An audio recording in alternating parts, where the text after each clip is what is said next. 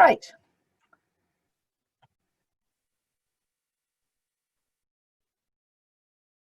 So what we're going to do in this webinar is that we are going to go through I'm going to start with a little bit of an overview, and then Barbara Stewart's going to come in and talk a bit about farm environmental plans and her perspective. Obviously, Barbara's been a previous member of New Zealand Landcare Trust and has been over 20 years working in the environmental space and working with farmers around many things, but one of them farm environmental plans.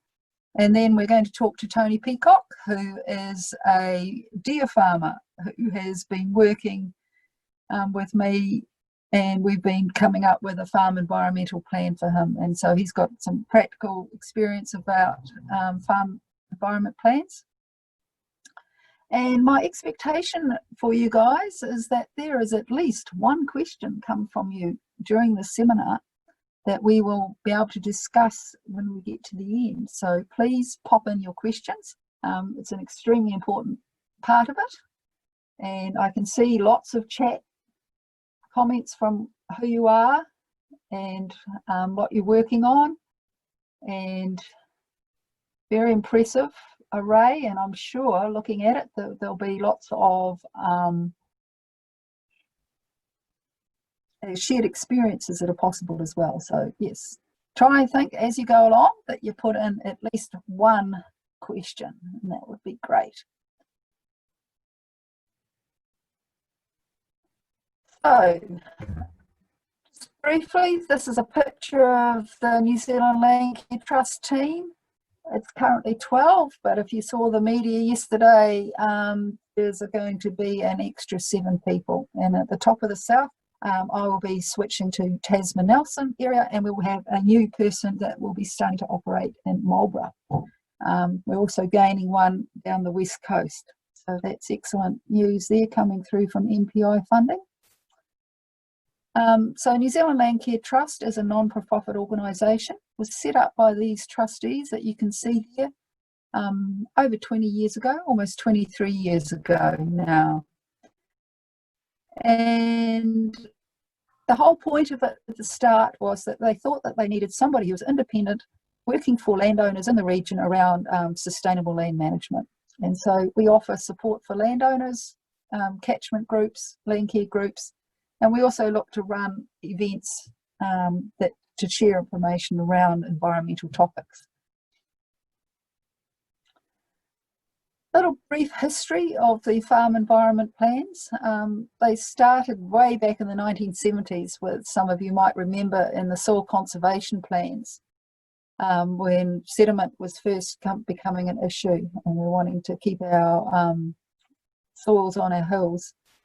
It's evolved to start including nutrient budgets to make sure that we're putting on the appropriate amounts of fertiliser. Comes with soil testing.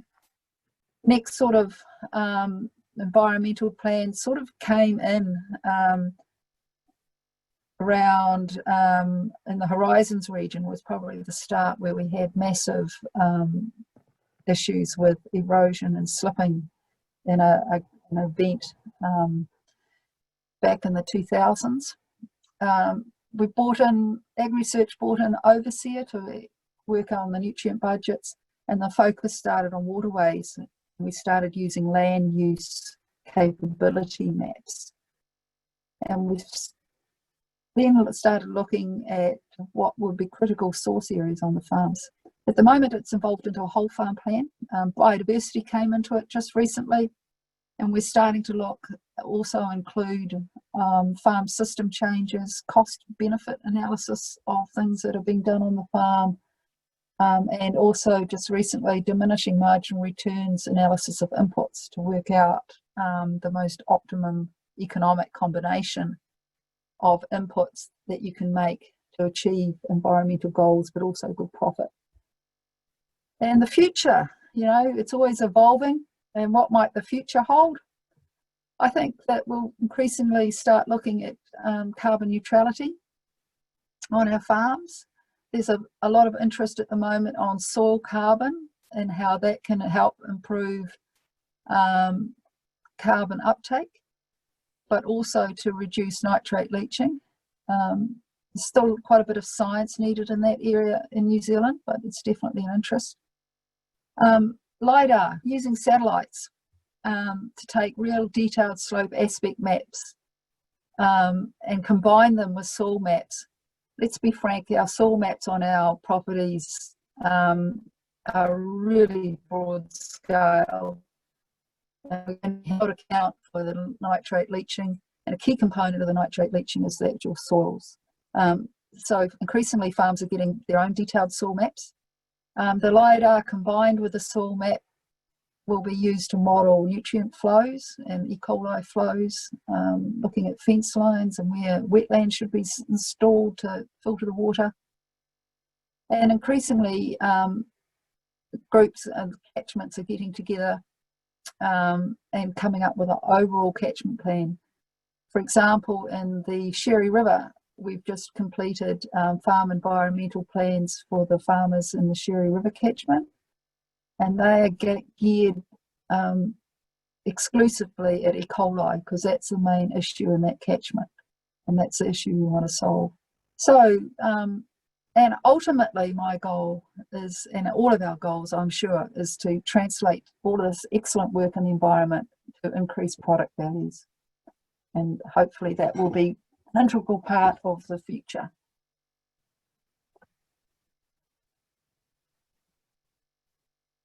Just going through what the current top of the south requirements are. We are quite blessed with reasonably good water quality in our the top of the south. So at the moment there's no current council requirement for farm environmental plans. However, foreign terrour, beef and lamb, deer industry, all have a goal of having all farms having a farm environment plan in the next few years. And the government is on its path to making it mandatory to have a farm plan in the near future with an accredited sign-off. So this is an accredited supplier. Part of the goal of working with Tony is to come up with a template, particularly for deer farmers, where you can go well along that yourself and do some of that yourself, and then chunk in bits that might need the accredited sign-off, like the nutrient budget, for instance.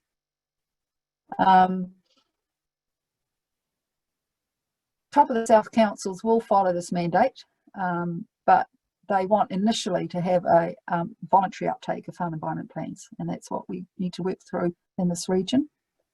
When it becomes mandatory, the councils will work first at risk catchments. So there's a big advantage in getting into a catchment group, so that there can be some contribution and help in getting these farm environmental plans. Where to go for further information? Contact your local regional council land manager officer. They're very sparse on the ground in the Tasman area, and so once again that's a good reason for being in a catchment group. We're probably going to follow along behind other regional councils, and so even getting a template that you can from another region, and from the industry bodies, obviously they have templates. If you are a dairy farmer, Fonterra is on its way to provide every Fonterra dairy farm with its own whole farm plan, and they come onto your property and do it yourself. I'm a great believer in looking at what somebody else has done and using it as an example for your own, and Tony's happy to provide his one in a Word file, so that would be a good start. Beef and Lamb New Zealand, DINs all operate through a workshop system with an LEP 1, 2, 3, which I'm sure some of you have done. I've talked about the Fonterra. And then, of course, if you want the gold standard one, you can access that through private providers, and the most common one in our region is Land Vision. But Farm IQ is also offering a farm environmental plan, and we will have a whole lot of little webinars from Farm IQ with New Zealand Landcare Trust available, so you can have a look to see what those are like. And the local consultancy firms, Land-Based, Ag First, and fertiliser companies all will provide farm plans. So I think that's it from me. The next person that we are going to talk with is Barbara Stewart, and we will just start her off. Right, Barbara, can you see your Thank you. talk? Hello everybody, and it's good to be here today with you all. So I'm doing this on behalf of the not New Zealand Landcare Trust, I've got it wrong, Rural Women New Zealand, I beg your pardon. And so it's my privilege to be here today, just as one of you, a regular farmer. So just moving on, how do I move this? How do I move the slide on, Enid? We didn't. Yes, and it was slightly distracted looking at the chats. I will focus. So about us, so we farm at Cable Bay. You can see there's a picture of our area, and we're about, I think it's 943 hectare property running from the Glen along the bluff to Cable Bay. And it's a really hard hill country property, very difficult. I just went and had a look at our farm environmental plan, 48% covered in bush and scrub. So, so we have the Cable Bay walkway running through our farm, and down on that little spur at the end of the beach there, covered in bush, we have a campground. And further back up the road from there, we have a cafe at our gate, for which we are the landlord.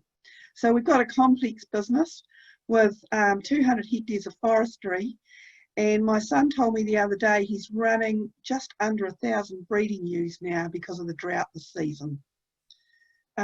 We also have about 55 beef cows as well. So my husband is retired and our son runs the farm, and he also has 60 beehives. And he's been selling quite a lot of his honey at the gate. So that's our business. It's not a straightforward sheep and beef property. It's a hard hill country property here at beautiful Cable Bay. So should we go to the next slide, Enid? So why get a farm environmental plan? So we're farming in the public eye. We've probably got hundreds of people a week walking across our farm, and the other reason is that regulations keep arriving that make having a farm environmental plan compulsory. I think our council was actually offering to give us one, but we were a bit nervous about that belonging to them. It would be their plan, and we wanted to have our own plan that belonged to us. And we set our own goals, and it's good to have a plan because it keeps you on target, really. We've been finding it quite tough to do some of the big things that need to be done, and we're hoping that when our forestry's finally harvested, that we'll have substantial money to do some of the things that we have to do on our plan. So next slide, Annette. As Annette mentioned earlier, farm environmental plans have been around for a number of years. And what we found, and what I've found in working with other farmers, it usually involves one day of your time and a walk around with your chosen consultant. We had Land Vision do our plan, and we found it was a really good experience. Susie LeGros, who works for, for Land Vision, she runs across our walkway regularly, so she was very familiar with the property, and she was able to confirm a lot of things that were really good about our property. That we found out that nitrogen was absolutely no issue for us, and also we're not part of a catchment really. We're off to the side, and I mean, Annette's trying to get me involved in the Waka Walk catchment group, but we have 2 ephemeral creeks that run into it, and 2 creeks that come into the estuary just by the boulder bank here and a little bit further up the road. But yeah, we don't, a lot of our creeks run off the bluff and things like that.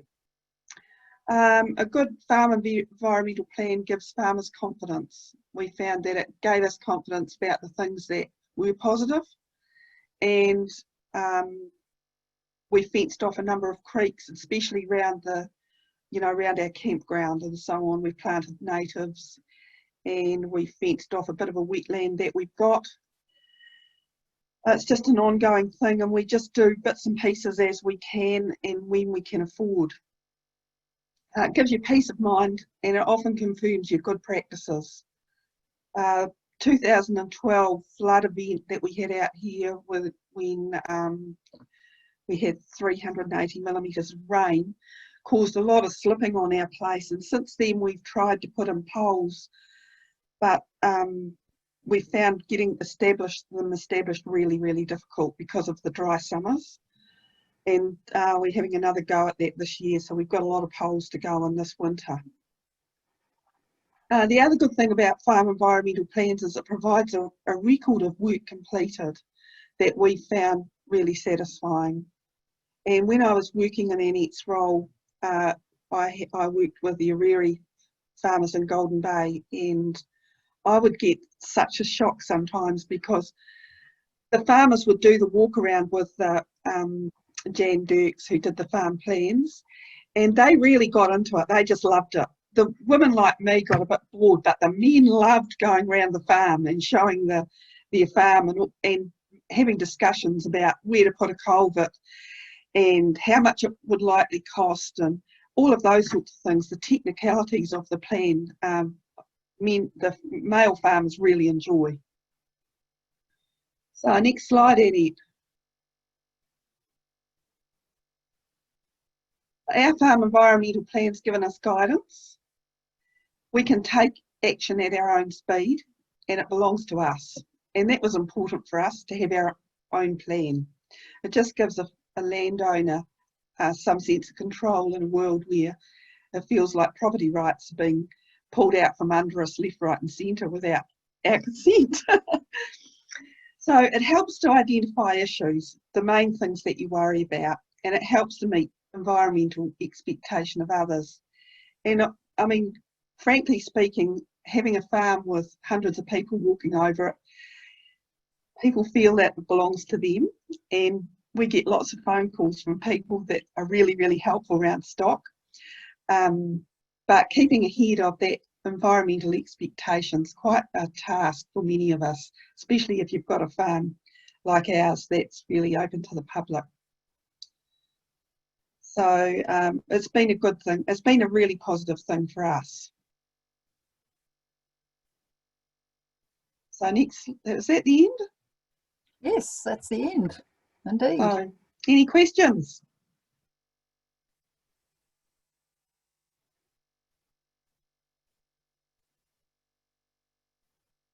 No, I can't see any questions yet, so I will go into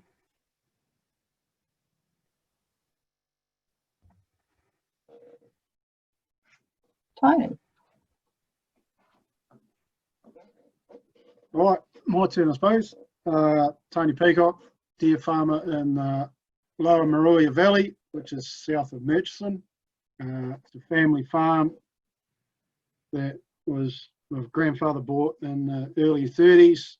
And over that time, both my father and my grandfather left a lot of native bush and wet areas in place. We've been deer farming since the mid-90s. Prior to that, we were a dairy farm, bull beef and beef. We've got 3 blocks, one being the Glengarry, which is north of the Marlborough Falls, and it flows into the Marlborough River. The other 2 south of the falls and both river terraced where we had bull beef and dairy farms.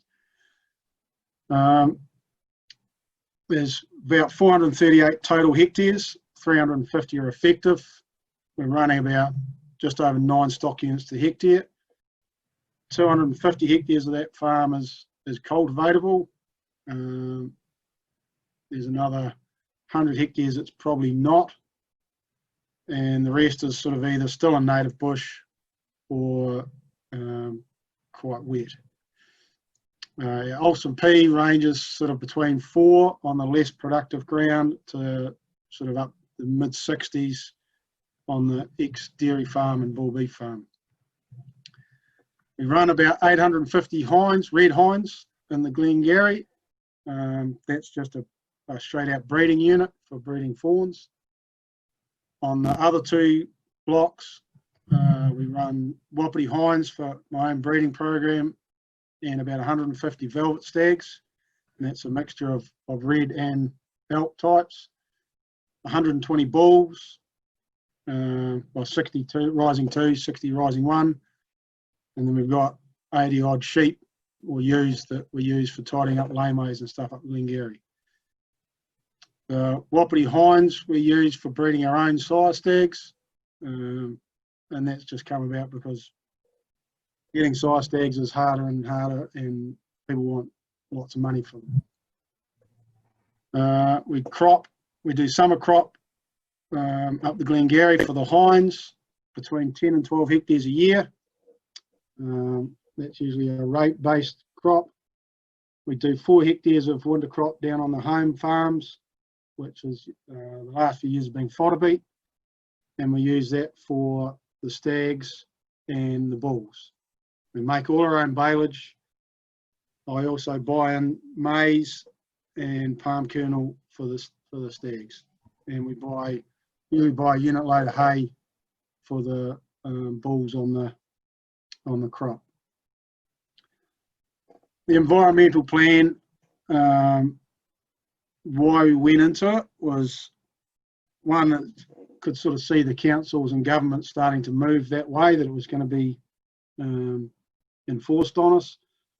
And when the Tasman Council brought out their wetland scheme, the number of wetlands we had was quite a lot. So I kind of needed to get a plan together that was practical and affordable, not just a huge cost to me with no great advantage. So that's where we sort of started with it. We have got a huge amount of waterways. The Glengarry, I think there's something like 22 kilometres of waterway, and down on the lower farms is all riverfront. So we do have a lot of waterways to fence off and look at. So one of the ideas of the plan was to try and work through that.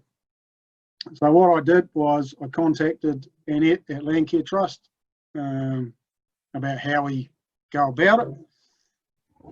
Then we did a whole farm soil test over everything. We did a nutrient budget and a greenhouse gases one through Ravensdown. We used the Dairy Industry manual, 2018 manual, to start a lot of stuff off. Farm IQ we used for the mapping, and in this, with doing this, it has made me more aware of what I'm looking at and what we're trying to achieve. It's helped me, identify where I am making mistakes, I suppose you could say, and also how to fix it. But also made me aware that a lot of the stuff that farmers do anyway, just through basic farming ability, it's kind of like your health and safety plan. You're doing it anyway, you just haven't written it down. So doing the environmental plan has helped me make sure that I do start writing things down about what I'm doing and what I'm trying to achieve. So we did the walk around the farm and took photos of the areas that the critical source areas that where I am doing the most damage, I suppose you could say. With deer, you get a lot of fence pacing, a lot of wallowing, and all that sort of stuff. And also in the area we are with the high rainfall, you get a lot of erosion on creeks and ponding and stuff like that. So we went round and took a lot of photos of that sort of stuff. So we've got all that itemised and in the plan, so when people come and look at it, they can see what it was. And also, you know, trying to do stuff that we've already done. So a lot of the areas that we'd already fenced off, a lot of the creek work we'd done it's all been photographed and put in the plan as well. So there's an ongoing history of it. It is a living document, so you know, you're always updating it, always changing it, so that it's, you know, up to date, or as up to date as it can be. And sometimes for computer illiterate people like me, it's kind of hard, but we get there. So yeah, some of the actions that we've taken since we've done the plan is I've drenched all my fawns at weaning with magnesium. The magnesium helps settle them, and that's come about from the racehorse industry, where they give horses magnesium that are a little bit high strung. So by doing that, it stops a lot of the fence pacing that fawns naturally do when they take them off mum. They're pacing the fence and running around, so that's negated a lot of that. They still do move, but they're a lot more settled than what they usually were. And over winter, I've changed to shifting my stags more regularly, which helps a lot. I mean, it's not practical sometimes when it's just wet. It's just wet, and you've just got to accept that's what it is. But by shifting them more regular, you kind of minimise the damage you're doing along the way. The other thing we've seen that with our nutrient budget is we've actually got quite high nitrate leaching, which I want to try and investigate as to what is causing that and how I can improve that. And that's all sort of a to-do list of what we're trying to get to. So yeah, so some of the stuff we've done that the council has helped pay for. That's one of the beauties, or one of the disadvantages about being a deer farm, is the cost of fencing is anywhere from $20 to $28 a metre for deer fence, which when you've got, you know, 20 kilometres of waterways is quite a daunting sort of a thought to have to fence all of that. So the council do fund some of it. It's only about a quarter, but it is something. So I have already fenced several big wetlands and some bush gullies, and it's all been done on value for money, or what I perceive as value for money, where I get the biggest bang for my buck in spending. And I used QE2 Trust. They came in and looked at all my wetlands and pointed out the ones that they'd be happy to put money into. So that's where I've got my values from, is that if they're going to put money into it, it's a higher value. So we started off with the bigger ones, so we get the most bang for our buck. And as we go through, we'll fence more. So yeah, I've done probably over the last 3 years, we try to do one a year. Sometimes we do two, but we're just sort of chipping our way at it slowly to try and get it sorted. One of the other things that's come out of doing our environment plan is that deer research and ag research are doing whole farm water testing on extensive deer farms in New Zealand. There's 10 farms nationwide that are getting water tested.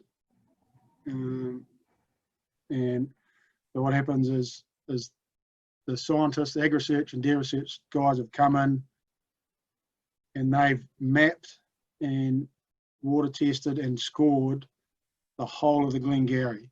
So every creek, every stream, every wetland, every pond has been mapped and scored by them, and they come in every 6 months and do a whole farm walk.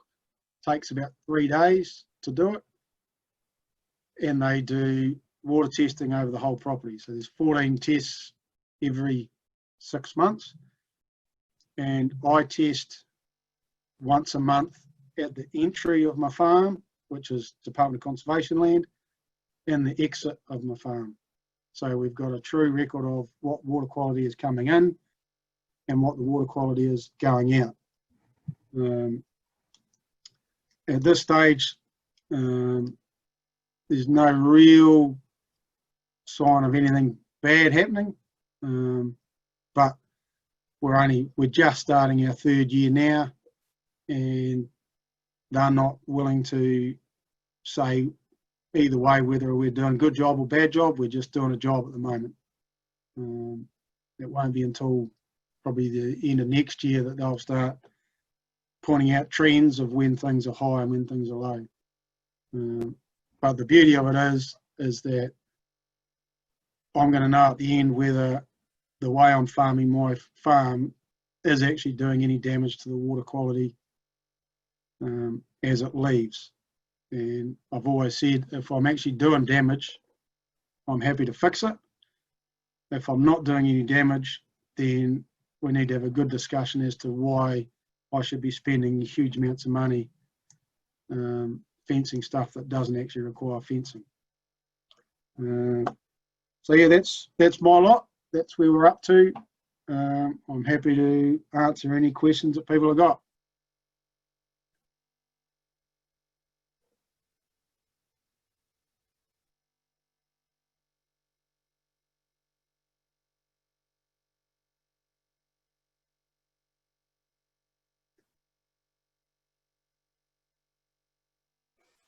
Just going through some of the questions.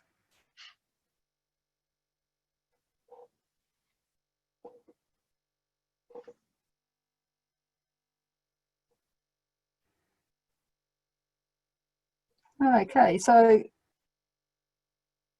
do you currently keep track of good management practices that help improve water quality? And if so, how regularly and where do you record them?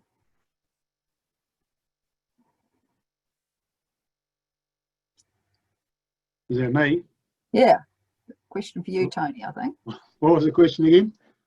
How do you currently keep track of your good management practices that help water quality? And if so, how regularly and where do you record them? Hard one to answer, really. When you're writing your plan, you sort of put down what you do, as to how and how you intend to fix the issue. How do I know if I've done something wrong? You can kind of see it in your paddock, really, I suppose. You know, if you put your stock in there for too long, too close to the creek or something, you can see the damage they're doing. So it's a learning thing too. It's a learning thing for people that once you see the damage, it's making the conscious decision to not do it again. And all of that sort of stuff, you can put it all in your plan. You know, how to change it, how to change what you've done. Yeah, I don't know whether that really answers the question or not. It's kind of I'll have a crack at that, because what we did with Tony's is we started off with an electronic copy of all the best good management practices, say for phosphate or for nitrate. And I started them with a list, and I said to Tony, go through these. Which ones are you already doing? If you're already doing them, leave them where they are. And if you're not doing them and you think you want to do them, then transfer them through to the actions and work out how to put them in place.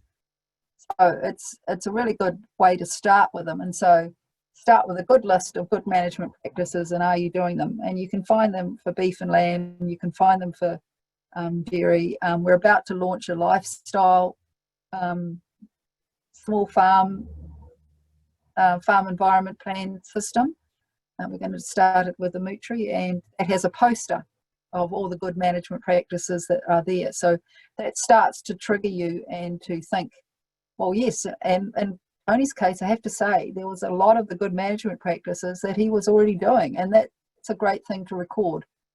And if you're not doing them, then you can put them into your action plans. The next question I might answer, it's recatchment groups from Julie. I see primary growth partnerships are funding to allocate to stream fencing. We have a project ready to go, but I imagine we're better to do an application from a catchment group. There are 3 farmers in our valley plus lifestyle of blocks. Is this enough to form a catchment group? What I will say is that we're currently in the Mutri catchment. Bernard from the councils, hopefully working together with the catchment group to put in an application for the primary growth partnership. Project Mahua is looking at currently putting in a application for Golden Bay. So Julie, if you're in Golden Bay, you probably need to tap into that.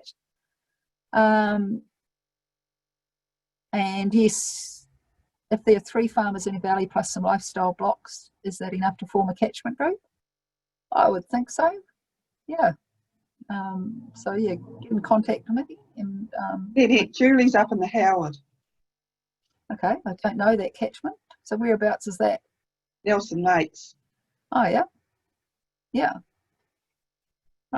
Yes, we can certainly look at doing something, but I do think a collective bid is a good idea. Oh, yep.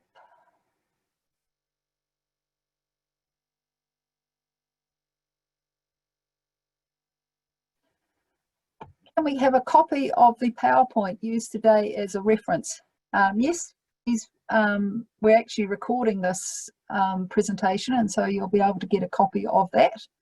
And yes, I'm sure that we can give you a copy of the PowerPoint. Okay, small block question, general question. Is there any scale that a farm environment plan is useful? We are a semi-economic / very large small block farm. So as I said, we're developing a method for small blocks to get a farm environment plan, and we're going to launch one in the Mutri, which is going to be online, and we're going to record it, and we're going to have all the resources for it.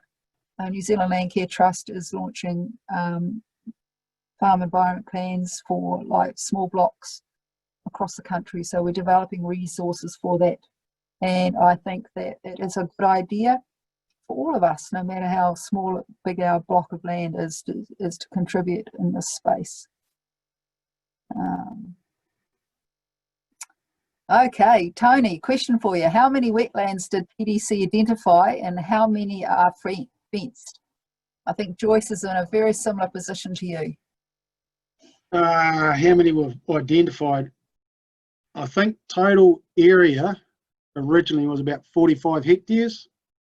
So I don't know, there might have been 50 or 60 different little ones around the place.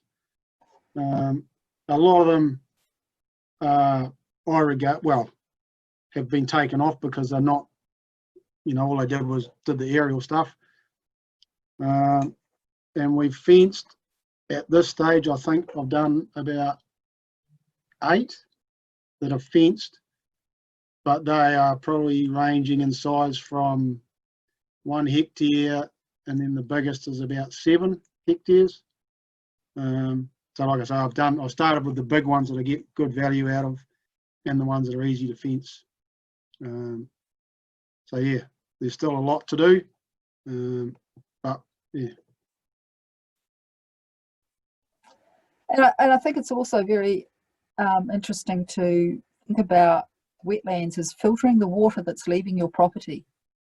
And so I am pretty sure in Tony's case, given that he's already got these existing wetlands, is that what this ag research trial will show is that Tony can actually filter the water leaving his property.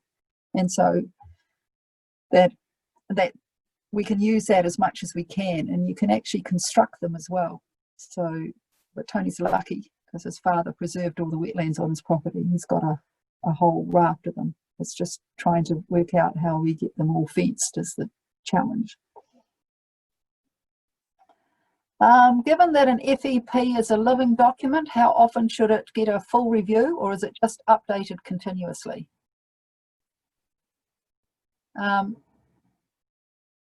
think that once you get the full document and you get it signed off, and this is thinking in the future, then you get it ticked off, but you've got actions coming through, so it is updated continuously. So any time that you actually do, and in Tony's case, you'll see he's got in his one, he's got a photo of this is what it looks like now, and this is what I want to target, and then you know, a year and a half, 2 years later, he's got a photo. This is showing what I did. So it is a continually living document, and it can be used to prove that you're actually making good progress. Right. With your nitrate leaching, is the majority of that coming from the pasture or the crops? Pasture. Yeah, it's actually, I'm going to leap in the clear because we just got the environmental plan the other day, and you would have seen the graph on there, Tony. It's actually a lot of it's coming from your crop that you're grazing over winter. Even though it's a relatively small area, the nitrate leaching coming off those crops is over 100. It's about 170 kilograms of N per hectare coming off those crops.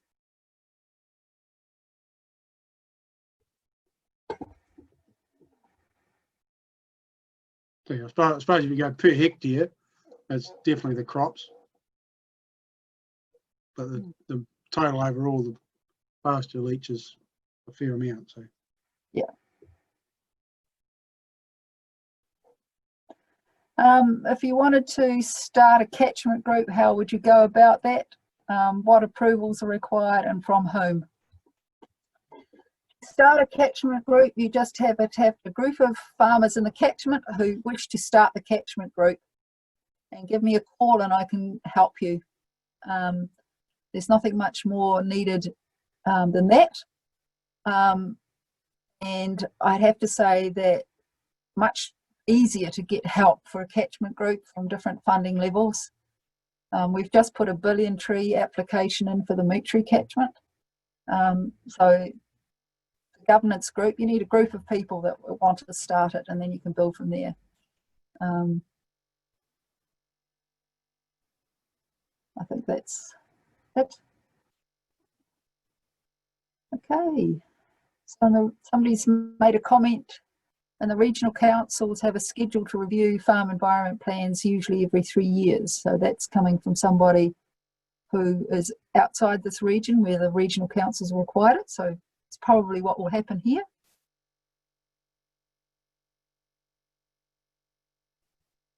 From Joe, if a farm is looking to apply for a resource consent for a water catchment like a dam, is it necessary to have a farm environment plan to apply? I don't know the answer to that. I would think not. I think the resource consent process and the farm environment process are different. And Nadine has posted a link on how to start a catchment group. That's awesome. Right, coming towards the end. Are there any other questions that people might want to ask? type them in now. Can I ask you a question? Have you found this useful?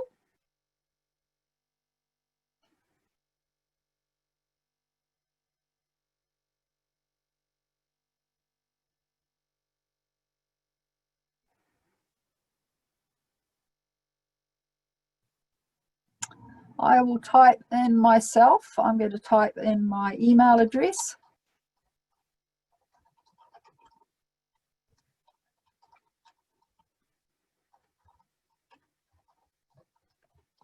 And my telephone number, if any of you want to get hold of me.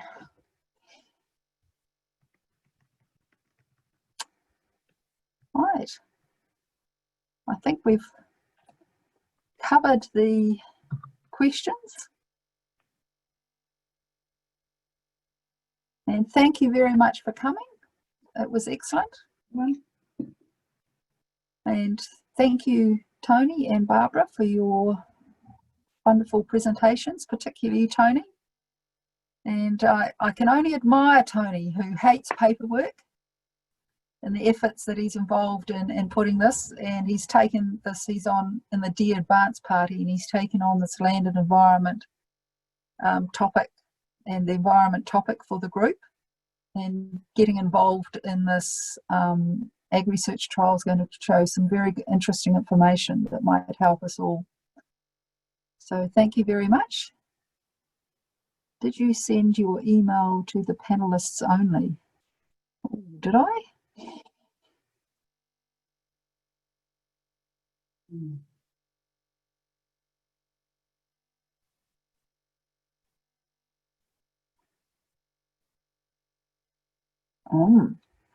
I will do this again.